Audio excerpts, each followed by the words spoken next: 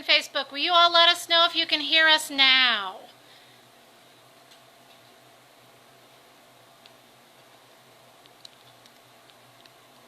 No one can hear us yet.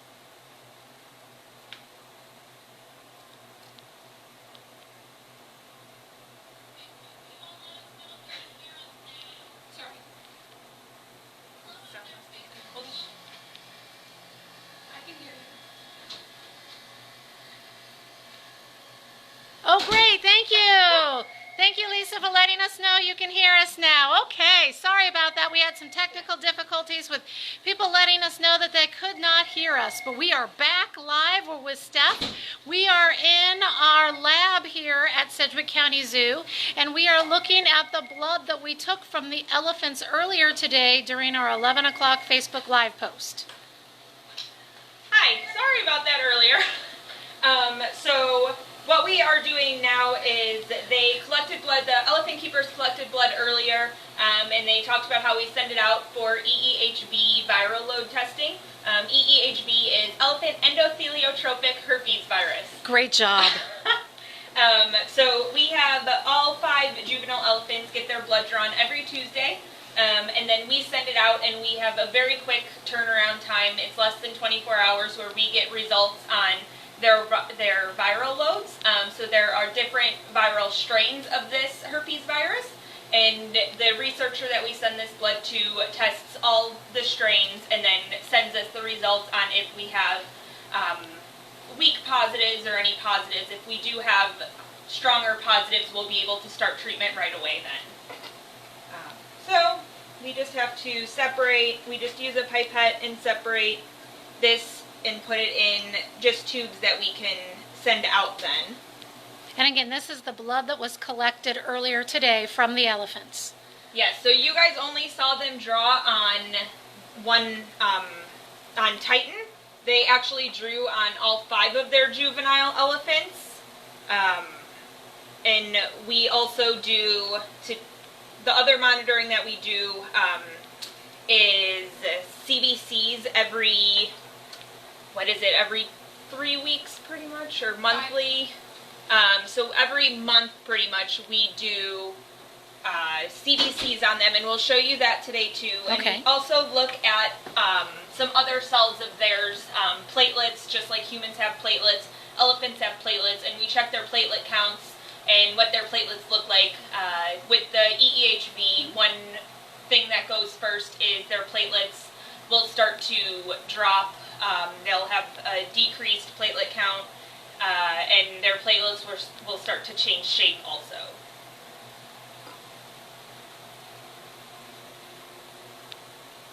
Were you done with this blood, Jenny? Okay. So about how much blood are we working with right there, Steph? So this tube holds 4 mils, so 4 milliliters. We don't fill them all the way sometimes. Sometimes it's hard if the elephant isn't standing right, or sometimes you just don't have luck that day.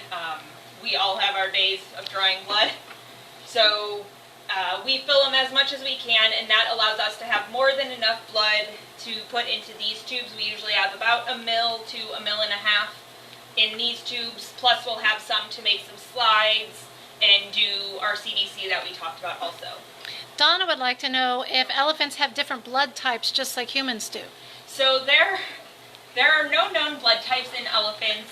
With the EEHV treatments, we can do blood transfusions. What we do is just cross-match. It's called cross-matching on the blood, so that we don't actually test their blood types. We just make sure that they won't have a reaction. So when we cross-match, we check for clotting of the cells, if they're going to react, or if they're going to pretty much kill the other cells that we're giving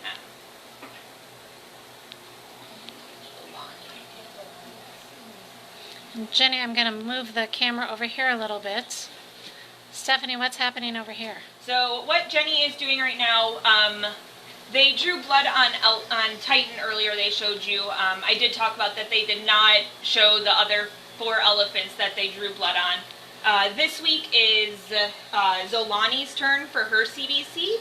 So Jenny is starting that. What she's doing now, she took some of the blood from the tube with her pipette, put it in this little brown tube, and it has a special stain in there that will stain the white blood cells, and then we put it in this fun little doodad called a hemocytometer, and we'll show you what that looks like under the microscope. It pretty much is a big grid, and we are able to count how many blood cells, how many white blood cells there are, and that's how we determine what their white blood cell count is. And is that what's on the screen over here? So on the screen is the white blood cells. We also look at them under the microscope. So they have different types of white blood cells and red blood cells. All of the solid to semi-solid purple dots or purple circles are their red blood cells. And then the, so that one that Jenny is pointing to is called an eosinophil. So you can see it has the really red eosinophilic staining granules in it. So that's one type that they have. They also have monocytes. So up at the top they have elephants are actually very unique. They have two different types of monocytes. So they have ones that can be bilobed, like the one that Jenny showed you up top there.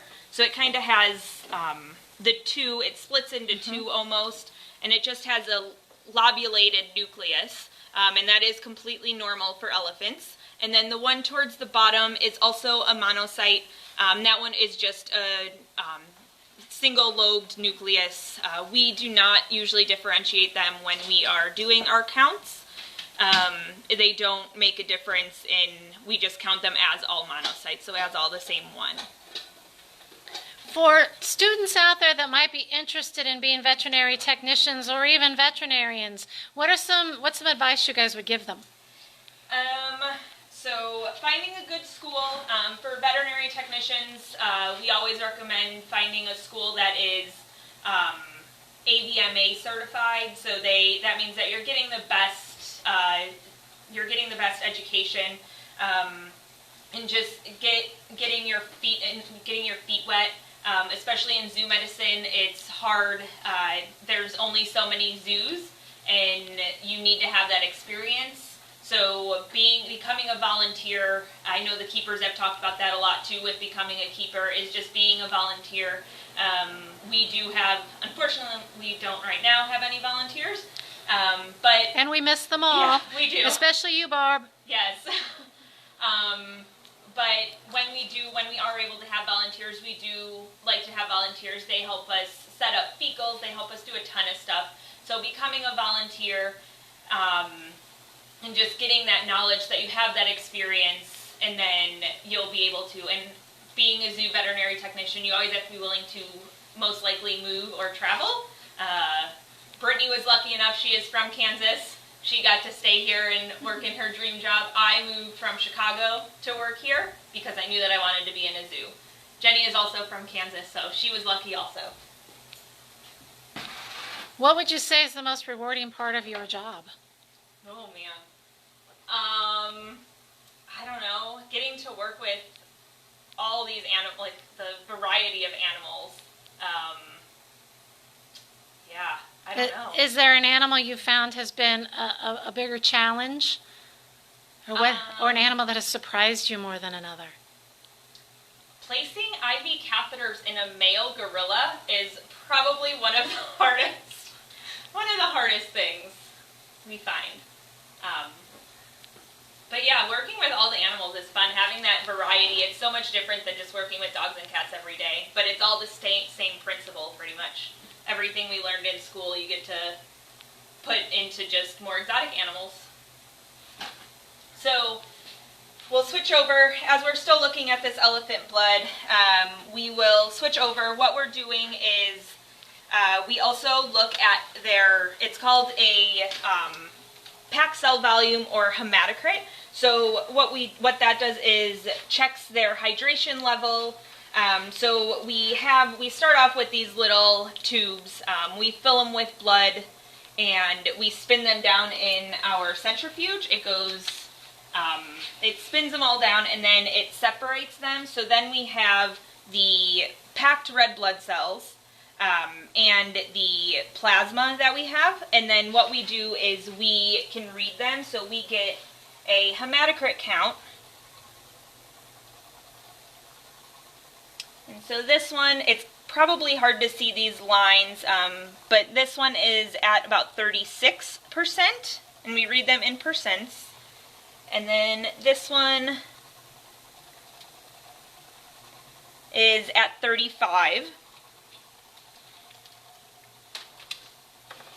And then we also use the refractometer. This checks the total protein or total solids. And so it's just good we check the protein level. So I just put a little on there. You guys won't be able to see what I'm seeing in here. But what it does is it separates and it changes color. So the top half of what I'm seeing in there is blue, and then there's a really distinct line, and the bottom half is white. And where that line is, there's a scale in here, and that shows what their total protein is. So Jenny, it was 35% and 7 for total protein. We had the question of an elephant's blood transfusion. Does it work differently than what a normal animal's blood transfusion would be? No. What we do is we use all the same supplies that they would in a regular dog or cat. We get them from the same companies. It's just a lot bigger volume. So we will draw that blood, we separate it down. Some zoos have big centrifuges that they use to spin it down. Some zoos just use gravity, and it separates out that plasma and the red blood cells. And then from that, the plasma goes into a separate bag, and then we are able to give that. We'll place an IV catheter in either the elephant's ear or in one of their leg vessels. And we will give that just like they would in dogs and cats, and I'm assuming humans. Never had a human blood transfusion, so I don't know. Ryan has asked if we've ever used a CT scanner on any of the animals here at the zoo. Yes, we have. We do not have one on site, but we work very, very closely with the Veterinary Emergency and Specialty Hospital of Wichita. They have a CT scan at their emergency facility, and we are able to bring animals there for a variety of reasons that we would need CT scans, whether it's a dental issue or something in their back or their leg, or we just need a picture of their skull better than an x-ray. So, speaking of dentals, do we do dental care on our animals? We do. All of our big carnivores get dentals done every 1 to 3 years, just depending on their age, and if they've had any dental issues in the past. And we have our veterinarians come up with their protocol on how long it can be in between. We do work with a board-certified dentist, veterinary dentist, Dr. Winter, and he comes out and does all of our dentals for us. He's amazing. And so, yeah, they get all of them. Also, all of our primates, too, they get them done every few years also. I see Jen has something up here on the microscope. Back to our elephant blood. So this, I was talking about the hemocytometer earlier. This is what it looks like under the microscope. Yeah, I don't know how hard it's going to be to see. Let me try and get it a little more focused. Yeah, I'm going to zoom in a little bit on here too.